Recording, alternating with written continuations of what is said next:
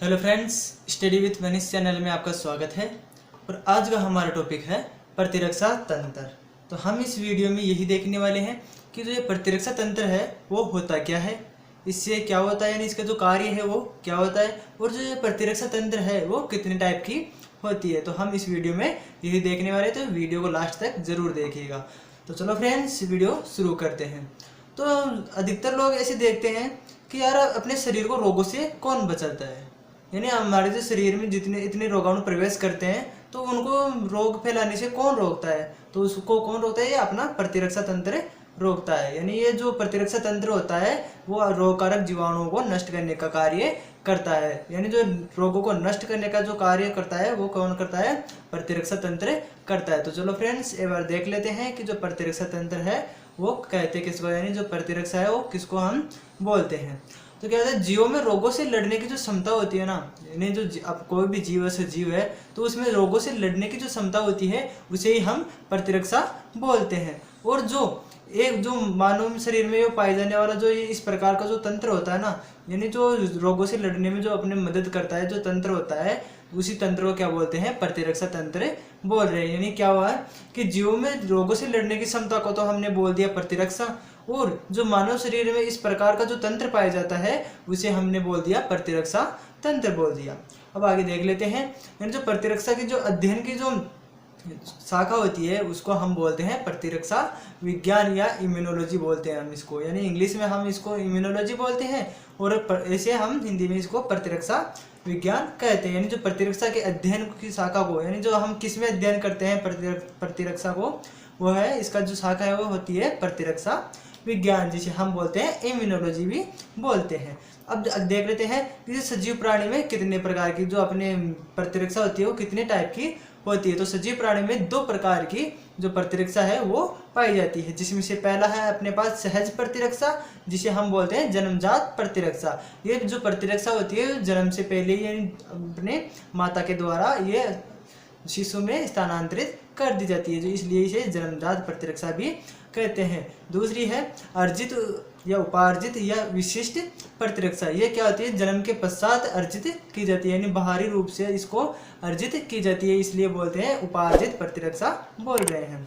अब देख लेते हैं, आपके पास पहले है जन्मजात प्रतिरक्षा, जिसे हम सहज प्रतिरक्षा भी बोल रहे थे। तो हम पहले ये देख लेते हैं कि जो ये जन्मजात प्रतिरक्षा है वो हम बोलते किसको है। तो कहते हैं सजीव प्राणी में माता पिता के द्वारा स्थानांतरित होने वाली प्रतिरक्षा को हमने क्या बोल दिया, सहज प्रतिरक्षा। यानी जो मानव होता है, कोई भी सजीव प्राणी है, उसमें जो माता पिता के द्वारा ये जो प्रतिरक्षा है जन्मजात प्रतिरक्षा या सहज प्रतिरक्षा ये स्थानांतरित की जाती है, शिशु में स्थानांतरित कर दी जाती है। यह प्रतिरक्षा सजीव प्राणी के जन्म से ही प्राप्त होती है, यानी जन्म से पहले ही ये प्राप्त हो जाती है, अतः इसलिए क्या बोल रहे हैं इसको हम जन्मजात प्रतिरक्षा भी हम इसको बोलते हैं। जो सहज प्रतिरक्षा है इसे हम जन्मजात प्रतिरक्षा भी हम बोलते हैं।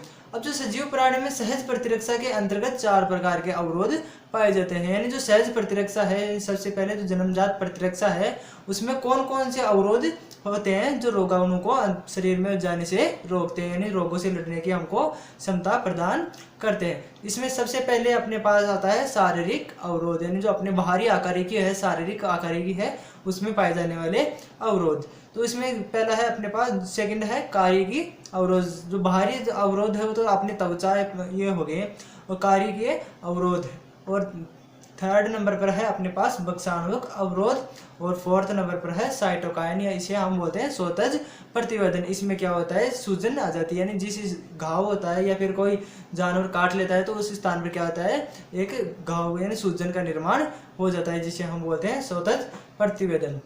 अब हम देख लेते हैं पहले शारीरिक अवरोध की, शारीरिक अवरोध क्या हो रहे हैं।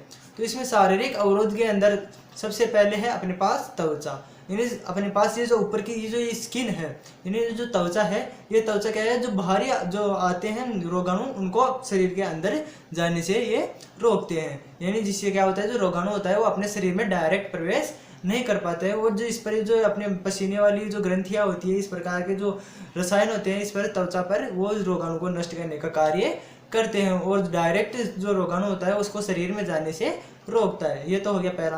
अब इसी प्रकार जो मानव के जो श्वसन पथ होता है यानी अपना श्वसन मार्ग होता है, अपन श्वसन लेते हैं यानी नासा छिद्र से लेकर लगातार फेफड़ों तक, यानी इस अंतर्गत क्या होता है, इस श्वसन पथ में आंतरिक अंगों में श्लेष्मा का आवरण पाया जाता है। यानी इसी सभी जो अपनी ये श्वास नली है, इस श्वास नली में दोनों तरफ जैसे फेफड़ों में भी जा रही है तो इसमें क्या होता है, श्लेष्मा का आवरण पाया जाता है, जिससे क्या होता है रोगाणु उसी श्लेष्मा पर आकर चिपक जाता है और क्या होता है जो रोगाणु होता है वो आगे नहीं पहुंच पाता और उसे वहीं पर नष्ट कर दिया जाता है। ये होता है शारीरिक अवरोध। और जो श्लेष्म द्रव्य होता है ये बाह्य रोगाणु को शरीर में प्रवेश करने से रोकता है, यानी जो उसमें उसको चिपका लेता है। सेकंड है अपने पास कार्यकीय अवरोध। अपने पास पहला नंबर पर तो है शारीरिक अवरोध और सेकंड है कार्यकीय अवरोध। तो इसमें क्या होता है, इसमें सजीव प्राणी के शरीर में उपापचयी क्रियाएं संपन्न होती है, यानी जो अपने अंदर की जो क्रियाएं होती है, मेटाबॉलिक क्रियाएं होती है, उपापचयी क्रियाएं होती है, वो इस शरीर के अंदर इस कार्यकीय अवरोध के अंदर संपन्न होती है, जिसके द्वारा क्या होता है जो अपने जो मेटाबॉलिक क्रियाएं होती है उस क्रियाओं के द्वारा एंजाइमों का सिक्रेशन यानी एंजाइमों का स्त्रवण किया जाता है, जिससे क्या होता है जो एंजाइम होते हैं उनको नष्ट करने का कार्य करते हैं, जो सजीव प्राणी के शरीर में बाह्य रोगों को संक्रमण से रोकता है। यानी जो एंजाइम्स होते हैं अभी मेटाबॉलिक क्रियाओं के द्वारा जो एंजाइम्स का निर्माण हो रहा है वो एंजाइम्स क्या करते हैं, जो बाहरी जो रोगकारक होते हैं उनको नष्ट करने का कार्य करते हैं। अब देख लेते हैं इसके अंतर्गत निम्न क्रियाएं होती हैं, जो अपने पास कार्य की अवरोध है उसमें कौन कौन सी क्रियाएं हो रही है। तो इसमें क्या होता है जो मेटाबॉलिक क्रियाएं में जब अंदर अपने पास कोई रोगाणु अंदर प्रवेश कर जाता है, अपने शरीर में प्रवेश कर जाता है तो क्या होता है अपने पास ज्वर यानी बुखार चढ़ना शुरू हो जाती है और अपने शरीर का जो तापमान होता है वो तापमान बढ़ने लग जाता है, जिससे क्या होता है जो रोगाणु होता है वो उच्च तापमान पर जो सर्वाइव नहीं कर सकता यानी जीवित नहीं रह सकता, इसलिए वो रोगाणु होता है वो मर जाता है। यानी जो अपने जो शरीर की जो बॉडी है उसमें जो पाई जाने वाली जो प्रतिरक्षी है उस वो क्या करती है, जो अपना जो शरीर का जो तापमान होती है ना उस तापमान को बढ़ा देती है, जिससे रोगाणु नष्ट हो जाता है। सेकंड है अश्रु ग्रंथि, यानी अपनी आँख में पाई जाने वाली अश्रु ग्रंथियाँ।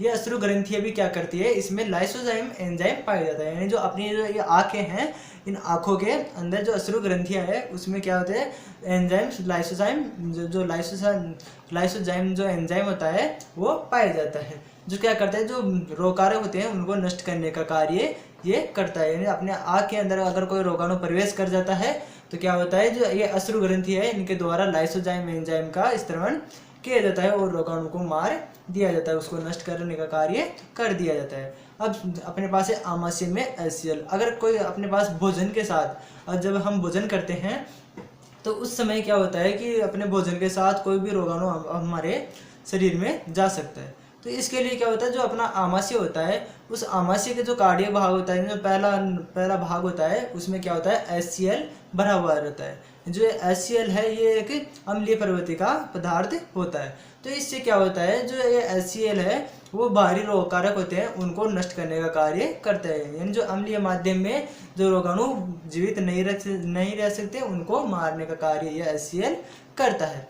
अब देख लेते हैं अपने पास बक्साणविक अवरोध, यानी जो अपने पास 3 टाइप के अवरोध आ रहे थे, 4 टाइप के अवरोध आ रहे थे, उसमें 3rd नंबर पर है बक्साणविक अवरोध। तो इसमें क्या होता है सजीव प्राणी के रक्त में लसीकाणु, न्यूट्रोफिल, बेसोफिल और मोनोसाइट जो कोशिकाएं होती है वो उपस्थित होती है, जो क्या करते हैं जो रोगकारक होते हैं उनको नष्ट करने का कार्य करते हैं। जो अपने जो रक्त होते हैं उसी में अनेक प्रकार के जो एंजाइम्स हैं वो पाए जाते हैं, जो क्या करते हैं जो बाह्य जो रोगकारक होता है उनको नष्ट करने का कार्य करता है। अब है 4th नंबर पर साइटोकाइन, जिसे हम बोल रहे हैं स्वोथज प्रतिवेदन।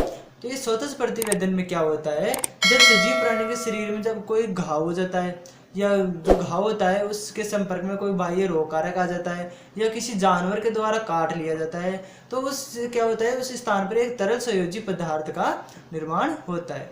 उसमें क्या होता है मास्ट कोशिकाओं के द्वारा वहाँ पर पाई जाने वाली जो मास्ट कोशिकाएं होती है उस मास्ट कोशिकाओं के द्वारा हिस्टामिन पदार्थ का स्त्रवण किया जाता है। यानी क्या होता है जो अपना जो शरीर है उस शरीर पर कहीं पर भी अगर कोई घाव बन गया, उस घाव के आसपास कोई रोगाणु आ गया तो या फिर कोई जानवर है वो काट लेता है तो क्या होता है जो उस स्थान पर एक तरल संयोजी उत्तक का निर्माण होता है, यानी जो हिस्टामिन पदार्थ होता है उसका स्त्रवण होता है, मास्ट कोशिका के द्वारा उसका स्त्रवण होता है, जिससे क्या होता है संक्रमण जो स्थान होता है, जो संक्रमित जो स्थान होता है ना, उस संक्रमित स्थान जो होता है वो लाल कलर का हो जाता है और उसके साथ साथ वहाँ पर सूजन आ जाती है। इस क्रिया को हम साइटोकानी या स्वतः प्रतिवेदन कहते हैं। इसके पश्चात क्या होता है, उस सूजन वाला जो स्थान है वहाँ पर रक्त प्रवाह बढ़ जाता है, यानी जो रक्त होता है वो अधिक तेजी से वहाँ पर बहने लग जाता है। इसके पश्चात क्या होता है, जो रक्त में उपस्थित जितने भी जो न्यूट्रोफिल होती है, बेसोफिल कोशिका है, वो क्या होती है, जो बाह्य जो रोगकारक होता है ना,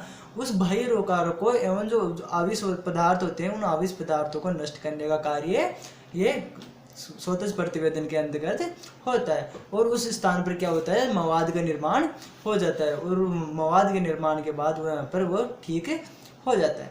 इसके बाद में है अपने पास सेकंड है उपार्जित या विशिष्ट या एक्वायर्ड प्रतिरक्षा। तो पहले थी अपने पास जन्मजात प्रतिरक्षा। उस जन्मजात प्रतिरक्षा के बाद में है अपने पास सेकंड प्रतिरक्षा का सेकंड पार्ट है उपार्जित प्रतिरक्षा, यानी जो जन्मजात प्रतिरक्षा थी वो तो अपने पास जन्म से ही प्राप्त हो रही थी। अब है अपने पास उपार्जित प्रतिरक्षा।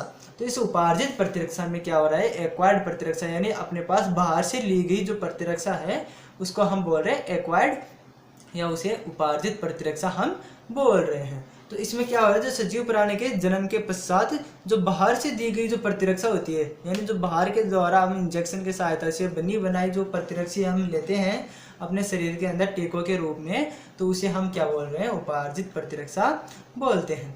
इसमें क्या होता है, जो अर्जित प्रतिरक्षा है उसको हम टीकों के रूप में लेते हैं, यानी इंजेक्शन की सहायता से हम उसको टीकों के रूप में लेते रहते हैं जी, जो क्या होती है अपनी जो इम्यूनिटी है उसको बढ़ाती है। इसकी निश्चित समय अवधि होती है, यानी जो उपार्जित प्रतिरक्षा है उसकी निश्चित समय अवधि होती है, यानी अब हमको जो बाहर से ली गई जो उपार्जित प्रतिरक्षा होती है उसकी जो जीवन काल होता है, यानी जो कितने समय तक ये डट सकती है यानी रह सकती है वहीं पर, तो क्या होती है उसकी कम अवधि होती है। इसके बाद में क्या होती है, जो प्रतिरक्षा होती है वो निष्क्रिय हो जाती है और जो अगर रोग दोबारा उत्पन्न हो गया तो इसको अब दोबारा ग्रहण करना पड़ता है। जो प्रतिरक्षा है उसको हम दोबारा ग्रहण करते हैं।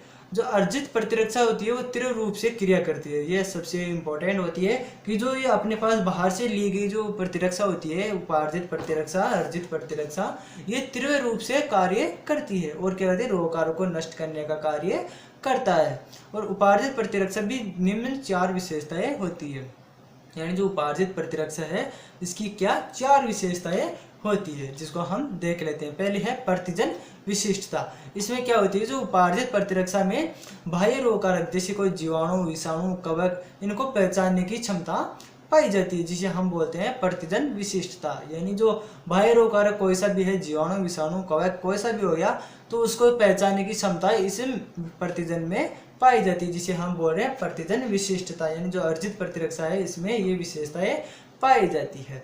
इसके साथ में प्रतिरक्षात्मक स्मृति, ये क्या करती है, जो प्रतिरक्षात्मक स्मृति में क्या होता है, जब अपने पास कोई रोग हो जाता है तो उस रोग के पश्चात हम क्या करते हैं, उसको इंजेक्शन की सहायता से हम उसमें क्या करते हैं, प्रतिरक्षी को स्थानांतरित कर देते हैं। उस सजीव प्राणी में हम प्रतिरक्षी को स्थानांतरित कर देते हैं। तो इसके पश्चात क्या होता है, जो प्रतिरक्षी को स्थानांतरित करने के बाद में जब वो रोगकारक को देख लेता है वो तो एक प्रतिरक्षा का निर्माण कर लेता है, यानी एक प्रतिरक्षा तंत्र का निर्माण कर लेता है। उस प्रतिरक्षा तंत्र के निर्माण के पश्चात क्या होता है, उसको स्मृति रह जाती है। यानी अब ये जो अपने पास प्राथमिक मुठभेड़ होती है, यानी जो पहले बार में जो प्रतिरक्षी बन गई है जो रोगाणु को नष्ट करने में, तो वो क्या करती है, अपने पास ये स्मृति रखती है कि ये जो वायरस है या ये जो कोई जीवाणु है ये तो क्या करता है, ये इस प्रकार के रोग को उत्पन्न करने वाला है और इसको नष्ट करना है, ये अपने पास स्मृति रख लेती है।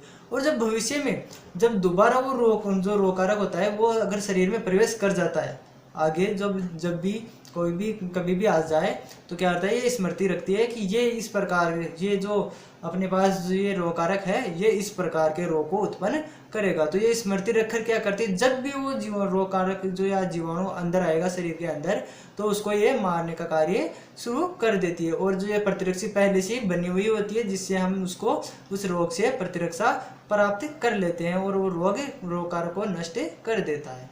तो ये होगी अपने पास जो स्मृति है वो इसमें उपार्जित में प्रतिरक्षा में होती है।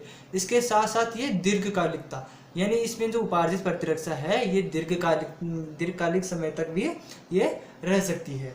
जैसे कि अपने पास सजीव प्राणी में दीर्घकाल तक प्रतिरक्षी पदार्थ संचित रहते हैं। जैसे कि हम देख लेते हैं, जब हम पोलियो का टीका देखते हैं कि बचपन में बच्चों को पोलियो का टीका पिलाया जाता है, यानी पोलियो का टीका दिया जाता है, बचपन में बच्चों को दिया जाता है। लेकिन जो पोलियो का जो टीका होता है, जो उसके साथ जो प्रतिरक्षी बनती है, वो प्रतिरक्षी उसके उम्र भर तक बनी रहती है, और जब भी कोई भविष्य में जो रोगकारक आता है पोलियो का, तो वो उसको नष्ट करने का कार्य करता है। अब आगे देख लेते हैं अपनी पराई कोशिका में विभेदन, यानी जो ये अपनी पराई कोशिका में ये विभेदन भी कर सकते हैं कि ये जो कोशिका है कोई सी भी, तो ये कोशिका ये अपने ही शरीर की है, इसलिए ये उस कोशिका पर कोई जो क्रिया है प्रतिक्रिया वो नहीं दर्शाती है। अब हम देख लेते हैं जो उपार्जित प्रतिरक्षा होती है वो भी 2 टाइप की होती है, यानी जो उपार्जित प्रतिरक्षा है वो कितने टाइप की हो गई, 2 टाइप की हो गई। तो उस 2 टाइप को हम देख लेते हैं। पहला है अपने पास सक्रिय प्रतिरक्षा और सेकंड है अपने पास निष्क्रिय प्रतिरक्षा। तो पहले हम देख लेते हैं सक्रिय प्रतिरक्षा। तो इस सक्रिय प्रतिरक्षा में क्या हो रहा है, जब रोगकारक या जो प्रतिजन होता है वो अपने शरीर में जब भी प्रवेश करता है, यानी प्रवेश करता है, तो उस समय क्या होता है, ये सक्रिय प्राकृतिक जो प्रतिरक्षी होती है वो उसका निर्माण हो जाता है। इसके पश्चात क्या होता है, जो प्रतिरक्षा होती है वो धीमी होती है तथा प्रभावी होने में ये समय लेती है। ये जो सक्रिय प्रतिरक्षा होती है इसको सक्रिय होने में ये टाइम लेती है। ये प्रभावी यानी प्रभावी तो होती है, लेकिन इसको प्रभावी होने में कुछ टाइम लगता है, और ये प्रतिरक्षा की जो क्रिया होती है वो धीमी गति से संपन्न होती है। लेकिन जो इसकी जो अवधि होती है, इसका जीवन काल होता है वो अधिक समय तक होता है, यानी इसका जीवन काल क्या होता है, अधिक अवधि तक पाया जाता है। अब देख लेते हैं सेकंड है अपने पास निष्क्रिय प्रतिरक्षा। तो इस निष्क्रिय प्रतिरक्षा में क्या होता है, जब शरीर की रक्षा के लिए बने बनाए प्रतिरक्षी को हम शरीर में प्रवेश कराए जाते हैं, यानी बिना बनाए हुए कोई प्रतिरक्षी है, प्रतिरक्षा तंत्र है, तो उसको हम शरीर में प्रवेश कराया जाता है, उसे हम क्या बोल रहे हैं, निष्क्रिय प्रतिरक्षा बोल रहे हैं। यानी जो अपने शरीर के अंदर नहीं बनाए वो बाहर से लिया गया है, जिसे हम क्या बोल रहे हैं, निष्क्रिय प्रतिरक्षा बोल रहे हैं। तो ये प्रतिरक्षा शीघ्रता से क्रियाशील हो जाती है। ये जो प्राकृतिक जो प्रतिरक्षा होती है अपने शरीर के अंदर जो बनती है प्रतिरक्षा, उससे भी तीव्र रूप से ये क्रियाशील हो जाती है और रोगकारों को नष्ट करने का कार्य करती है। और जो लेकिन ये क्या होती है, कम ही अवधि के लिए होती है, यानी इसका जीवन काल होता है वो कम होता है, और जो प्राकृतिक होती है सक्रिय होती है उसका जीवन काल अधिक होता है। अब हम देख लेते हैं जो निष्क्रिय प्रतिरक्षा है वो भी 2 टाइप की होती है। कितने टाइप की, 2 टाइप की हो रही है, प्राकृतिक और कृत्रिम। पहले हम देख लेते हैं प्राकृतिक निष्क्रिय प्रतिरक्षा को हम इसमें देख लेते हैं, यानी जो प्राकृतिक निष्क्रिय जो प्रतिरक्षा है उसको हम देख लेते हैं। तो इसमें क्या होता है, जब गर्भावस्था के दौरान भ्रूण को क्या होता है, माता से ही प्लेसेंटा द्वारा जो IgG यानी इम्यूनोग्लोबिन जी ये मिलता है, यानी प्लेसेंटा के द्वारा ये इम्यूनोग्लोबिन जी मिलता है। और इसके पश्चात क्या होता है, जब दुग्धपान कराया जाता है शिशु को, तो उसके दौरान कोलेस्ट्रम से क्या होता है, भ्रूण को क्या होता है, IgA यानी इम्यूनोग्लोबिन A मिलता है, जो क्या होता है प्राकृतिक निष्क्रिय जो ये क्या होती है, जो प्राकृतिक निष्क्रिय प्रतिरक्षा है उसका ये एक प्रकार का उदाहरण होता है। यानी क्या होता है, गर्भावस्था में तो IgG यानी इम्यूनोग्लोबिन जी, और दुग्ध के साथ क्या होता है, IgA यानी इम्यूनोग्लोबिन A उसको शिशु को मिलता है, जो क्या होता है प्राकृतिक निष्क्रिय प्रतिरक्षा होती है। सेकंड है अपने पास कृत्रिम। इसमें क्या होता है, जब कोई सांप के काटे जाने पर अथवा कोई रोग होता है, जैसे कि टिटनेस हो गया, रेबीज हो गया, डिप्थीरिया हो गया, उसके उपचार हेतु दिया जाने वाला जो एंटीटॉक्सिन जो कृत्रिम निष्क्रिय प्रतिरक्षा उत्पन्न करता रहता है। यानी जो कोई सांप काट देता है, और या फिर कोई रोग हो जाता है, टिटनेस, रेबीज, डिप्थीरिया, तो इसके उपचार के लिए जो एंटीटॉक्सिन दिया जाता है उसे क्या बोलते हैं, कृत्रिम निष्क्रिय प्रतिरक्षा हम बोल रहे हैं। तो ये हो गई अपने पास जो प्रतिरक्षा है वो कंप्लीट हो गई, यानी जो प्रतिरक्षा है वो क्या होती है वो हमने देख लिया, प्रतिरक्षा के जो कार्य है वो हमने देख लिया, और प्रतिरक्षा कितने प्रकार की होती है वो भी हमने देख लिया। तो आपको वीडियो अच्छा लगा होगा तो वीडियो को लाइक और चैनल को सब्सक्राइब जरूर करेगा। Thank you friends.